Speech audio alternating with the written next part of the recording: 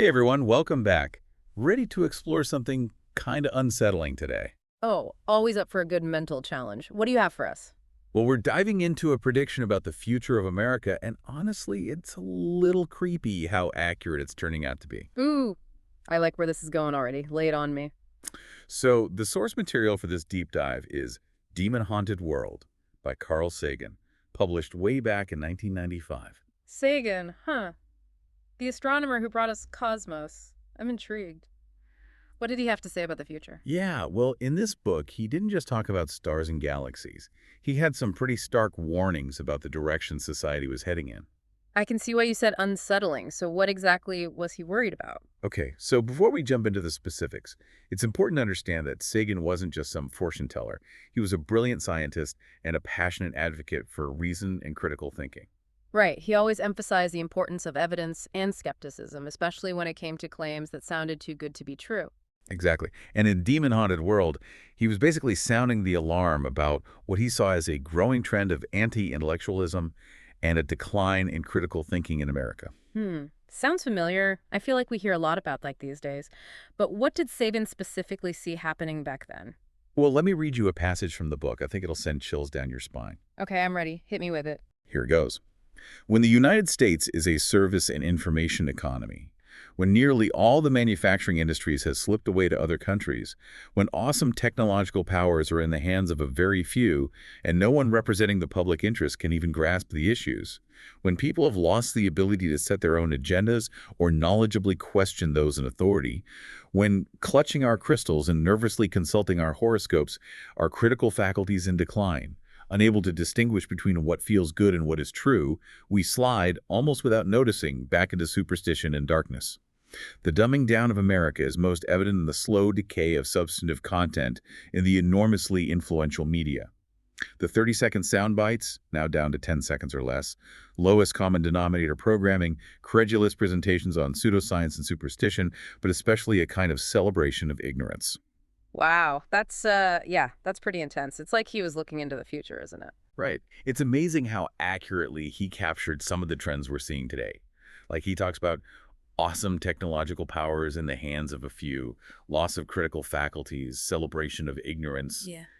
It's all there. Yeah, those phrases could be headlines from today's news. He really nailed it. And it's not just about predicting events, it's about understanding the underlying societal shifts that drive them. Right, like how the changes in our economy, the way technology is developing, and the role of the media all play a part in shaping how we think and make decisions. It's like he was warning us, if we're not careful, progress can lead us right back to the darkness of unreason.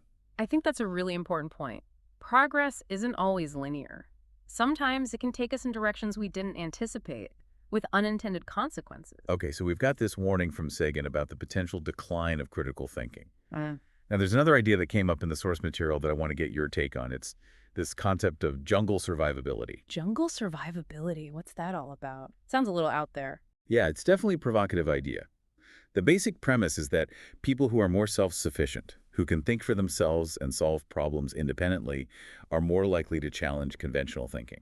Hmm. Okay, so it's not literally about surviving in the jungle, but more about having a certain mindset, a willingness to question the status quo. It's exactly like maybe people who are more comfortable going against the grain are less likely to just accept things at face value. I see where you're going with this. It's an interesting concept for sure. But I'd be hesitant to say there's a direct causal link between self-sufficiency and critical thinking. Yeah, it's definitely not a scientific term. Right. Human behavior is incredibly complex. There are so many factors that influence how we think and act. But I do think this idea touches on something important. Okay, I'm curious. What do you mean? Well, think about it.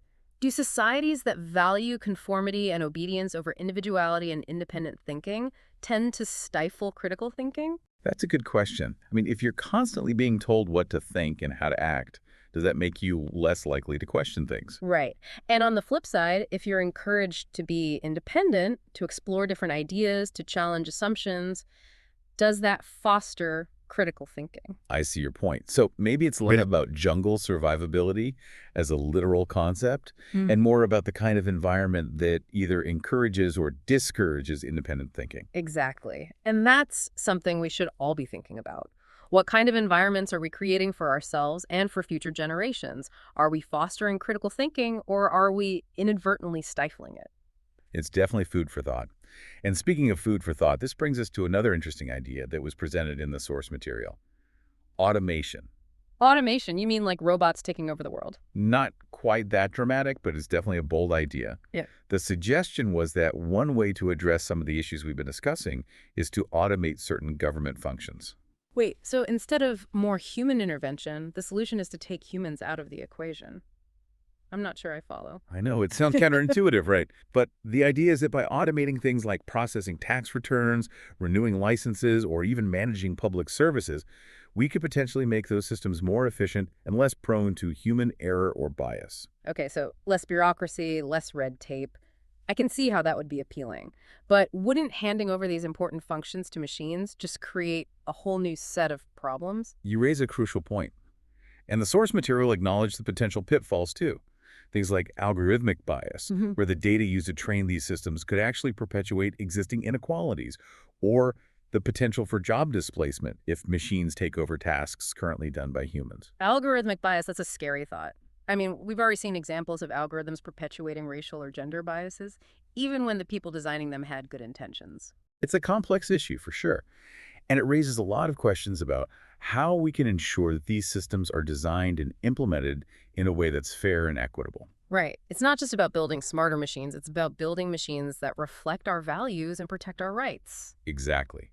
And that requires a deep understanding of not only technology, but also ethics, social justice, and human behavior. It's a tall order. Absolutely. But I do think it's a conversation we need to be having. As technology advances at an ever-increasing pace, we need to be thinking critically about its impact on our lives and our society. Okay, so we've got Sagan's warning about the decline of critical thinking, this intriguing concept of jungle survivability, and now the potential, but also the pitfalls of automation. What a wild ride. But there's one more piece of the puzzle we need to explore: the global implications of all this. Right. And this is where things get really interesting because, as we've seen, these challenges aren't unique to America. They're playing out on a global scale, which adds a whole new layer of complexity to the equation. Okay, let's unpack that. How do these trends and potential solutions play out on the world stage? I mean, think about it. Like the spread of misinformation, right? It's not exactly stopping at any borders, is it? And the algorithms that are kind of running the show on social media, those are global too. Plus, those economic forces Sagan was talking about, the whole shift to service and information economies, well, that's happening everywhere, not just in the US. So it's like, okay, we're all in this boat together, facing the same rough waters, but with totally different captains. And maybe even different ideas about where the heck we're even supposed to be going. Yeah, that's a good way to put it. And makes you wonder, like, can countries with, totally different political systems and cultures and different values even, can they even come together to deal with these global problems? I mean, history doesn't exactly give us a ton of examples of everyone just getting along and cooperating perfectly, Yeah. right? Especially when you've got, like, these rising powers all competing for influence and resources. You're not wrong. It's definitely not easy, but I do think there's like a growing awareness that on some of the really big issues like climate change or how technology is developing or even the future of democracy, that we're all connected. What happens in one part of the world, it's going to affect everyone else eventually. Okay, so that all makes sense in theory. But how do we even start to tackle these huge global problems when there's so much disagreement and distrust between nations? Well, it has to start with dialogue, Right. like actually building relationships and trying to find common ground. And we're starting to see some of that actually, like in scientific collaborations. Researchers all over the world are working together to try and solve problems like disease and hunger. Yeah. Science seems like a good starting point because it's all about evidence and a shared pursuit of knowledge. But what about tougher issues? Like, how do you regulate these giant tech companies? Their power goes way beyond any one country. How do we make sure those kinds of global entities are held accountable? That's where international agreements and organizations come in. I know it can be messy, and it's definitely slow, but it's super important. We need to find ways to set global standards, for things like data privacy, artificial intelligence, and how technology is used ethically. It's like what Sagan said about awesome technological powers in the hands of a very few. Yeah. It's not just governments we got to be concerned about anymore. It's these massive corporations with influence that rivals entire countries. Absolutely. And it brings us back to why critical thinking is so important, not just for individuals, but on a global scale. We need citizens who are informed and engaged, people who feel empowered to hold both their governments and these big corporations accountable for their actions. Man, it sounds like a huge task. Yeah. Almost overwhelming when you really think about it. Is there even any reason to be hopeful? Or are we just headed toward a future where a few tech giants and authoritarian regimes are calling all the shots? Well, I'm not going to pretend the challenges aren't real. We're at a critical point, for sure. But I do think there's reason for, a cautious optimism. Throughout history, we've seen times when humanity has managed to come together to face really big, seemingly impossible odds. Look at the effort to wipe out smallpox, for example, or the international cooperation that led to the Montreal Protocol to help protect the ozone layer. Yeah, those are some inspiring examples. But they also took a long time, right? Like decades of work and effort. True, these things don't happen overnight, but what those examples show us is that progress is possible. It takes vision, strong leadership, and people actually being willing to act. And those are the qualities we need to be focusing on now more than ever. Yeah, it's easy to get caught up in all the doom and gloom. But you're right, we can't just give up. If Sagan were here today looking at everything that's going on in the world, what do you think he'd say? Well, knowing Sagan, he'd probably start by acknowledging just how serious the situation is. He wouldn't sugarcoat the dangers. But then I think he'd remind us that humans are incredibly resilient, too. We have this amazing capacity for innovation and finding creative solutions to problems. I bet he'd urge us to approach the future with what he called informed skepticism. That balance of being critical but also holding on to hope.